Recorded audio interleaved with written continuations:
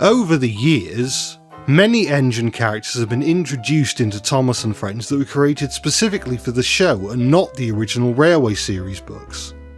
New rolling stock characters, that is, non-powered rail vehicles such as coaches and trucks, were considerably less common by comparison. Nevertheless, there were a few, and so I've decided to cover a handful of them in this video. Let's start drawing.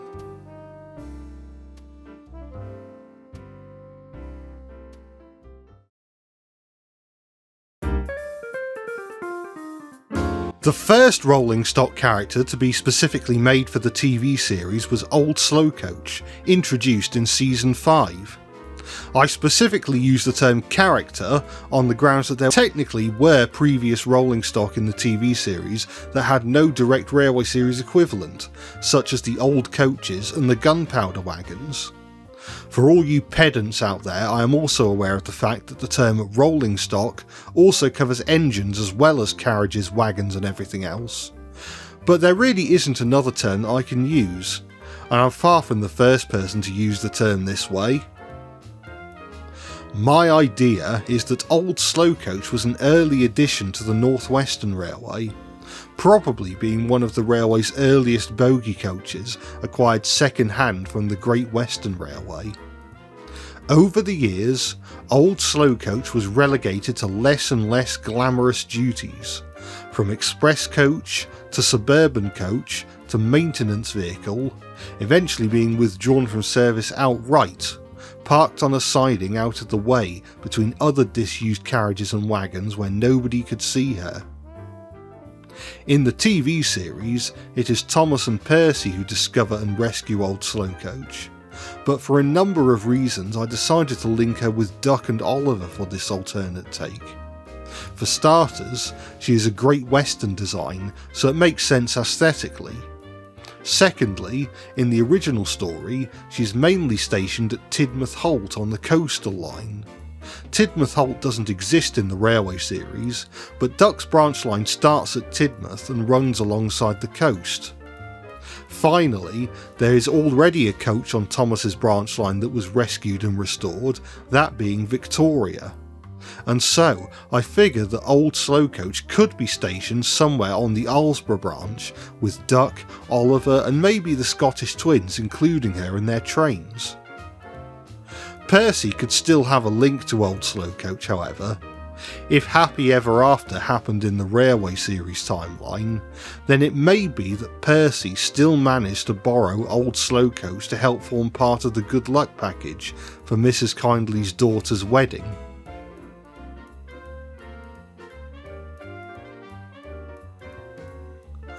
With all that said, however, here is the finished drawing.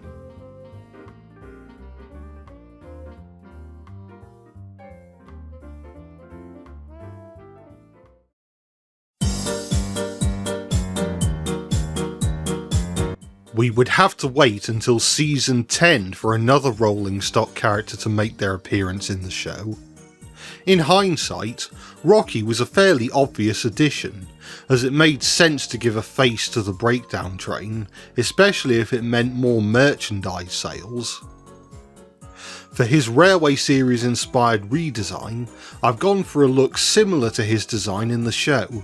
He's still based on the same type of vehicle, the Ransoms and Rapier 45-ton steam crane, but whereas the TV series took some creative liberties in order to fit a face onto his cabin, I've gone with a look overall more accurate to his basis.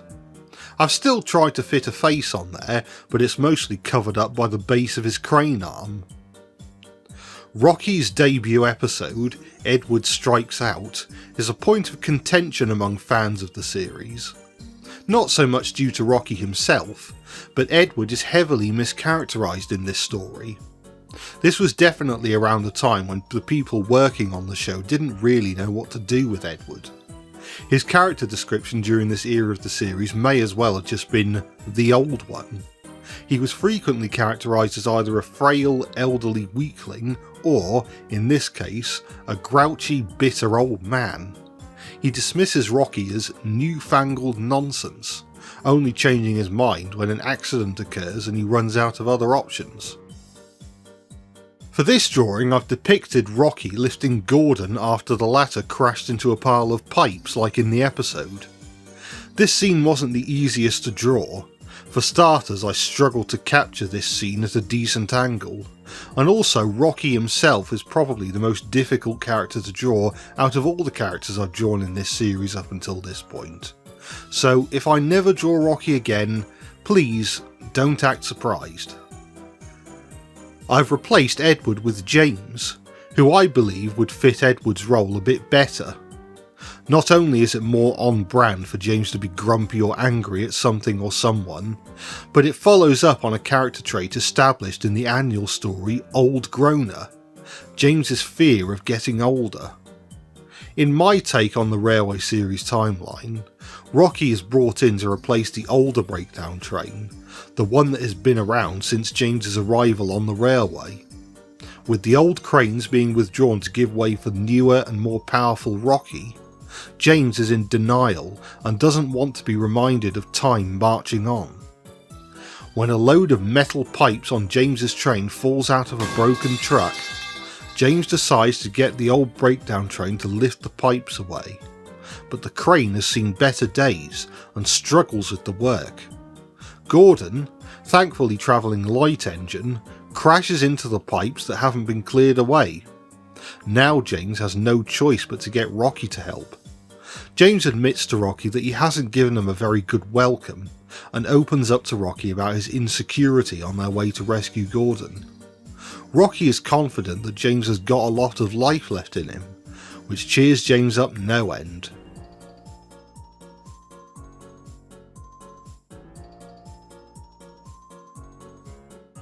And, with that said and done, here is the completed image.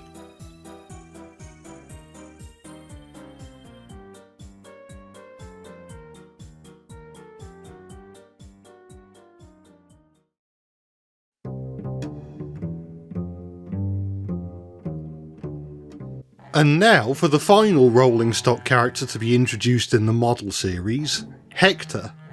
My idea is that Hector was one of a series of bogie hopper trucks that arrived on the North Western Railway sometime in the 1970s.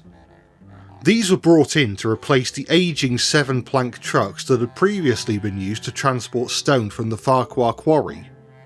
These trucks are much larger than any trucks that the Farquhar engines have been used to up until that point. During a particularly quiet day on the branch line, it was Thomas who was tasked with bringing the new trucks to Farquhar yards.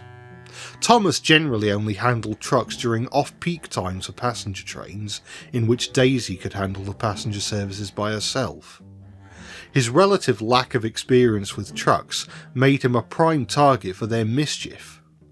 They were far and away the worst trucks he had ever had to contend with. Worst of all was Hector, the brains behind the group.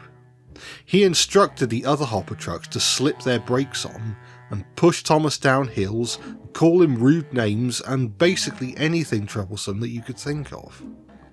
By the time Thomas arrived at Farquhar with the new trucks, he was visibly exhausted, and they hadn't even been loaded up yet. He began shunting the trucks into the sidings. Rosie, who was helping out at the top station, noticed how tired Thomas looked and offered to look after the trucks until Toby was ready to take them to the quarry. No sooner had Rosie made the offer than Hector and the gang started hurling abuse at her as well. Thomas's big brother instinct kicked in.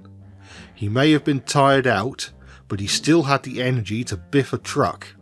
He rammed into Hector, sending him flying into a set of buffers. Now the trucks knew that Thomas meant business. They fell silent, not making a sound. Hector broke the silence in a meek voice, quiet enough that only Thomas could hear him. He explained that he didn't know what it felt like to be filled up with stone, and the thought scared him a little. He thought that if he and the other trucks caused enough difficulty for the engines, they would be sent away and never have to learn. Thomas was still cross, but explained to Hector that he had nothing to worry about. Many trucks had come and gone on the railway before, and generally seemed to be content. Hector promised to Thomas that neither he or any of his friends would continue to cause trouble for the engines. As he was the leader of the pack, he can instruct them on what to do. By the time Toby arrived at the station, Hector had been re-railed, and when Toby took the trucks away, he remarked on how quietly they followed him. And, with that, here is the completed illustration.